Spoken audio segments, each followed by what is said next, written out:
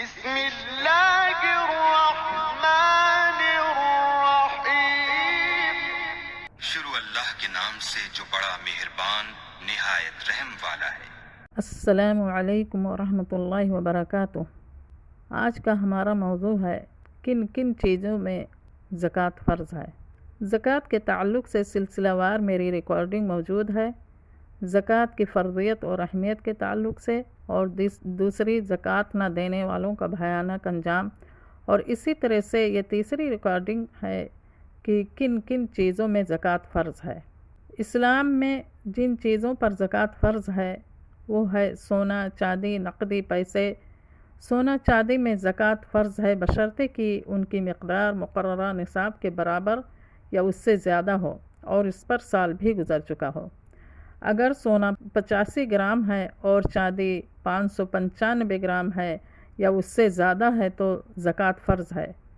اگر اس سے کم ہے تو زکوٰۃ فرض نہیں ہے، اور اگر سال بھی پورا نہیں ہوا ہے تو ایسی صورت میں زکوٰۃ فرض نہیں ہے جب تک کہ سال نہ گزر جائے۔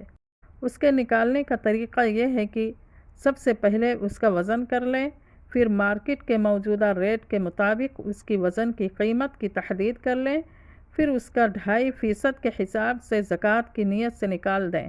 سونا چاندی چاہے بسکٹ یا ڈھیلے یا زیورات اور کسی بھی شکل میں ہوں تو دونوں صورتوں میں زکوٰۃ فرض ہوگی۔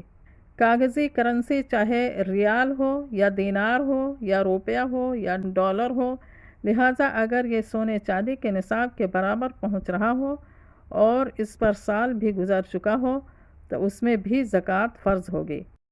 ہیرے جواہرات پر زکوٰۃ فرض نہیں ہے، البتہ یہ کہ ان سے تجارت کی جا رہی ہو تو ایسی صورت میں دوسرے سامانوں کے ساتھ ان کی زکوٰۃ بھی ادا کرنی ہوگی۔ زکوٰۃ صرف سونے چاندی پر فرض ہوتی ہے، لہٰذا ملاوٹ کو وزن میں شمار نہیں کیا جائے گا۔ اگر ملاوٹ کا وزن نکال کر خالص سونے چاندی کا وزن نصاب سے کم ہو جاتا ہے تو اس پر بھی زکوٰۃ نہیں ہوگی۔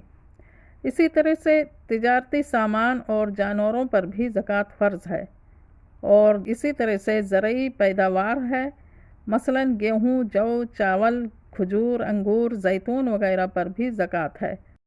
اس پر پوری امت کا اجماع ہے۔ فرمان رسول صلی اللہ علیہ وسلم ہے کہ 5 وسق سے کم میں زکوٰۃ نہیں ہے، اس پر بخاری مسلم متفق ہیں۔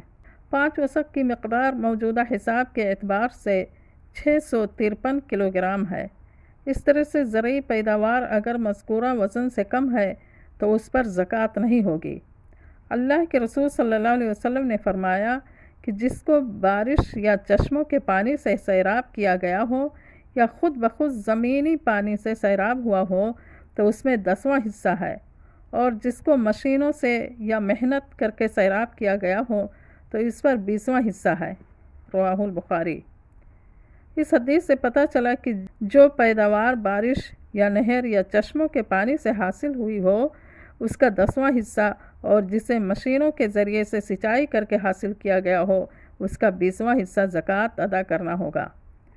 زرعی پیداوار سال کا گزرنا ضروری نہیں ہے، بلکہ وہ جیسے ہی حاصل ہوگی اس کی زکوٰۃ فوراً ادا کرنی ہوگی۔ اللہ تعالیٰ کا فرمان ہے وَآتُوا حَقَّهُ يَوْمَ حَصَادِهِ، اس کا حق اس کی کٹائی کے دوران ادا کر دو۔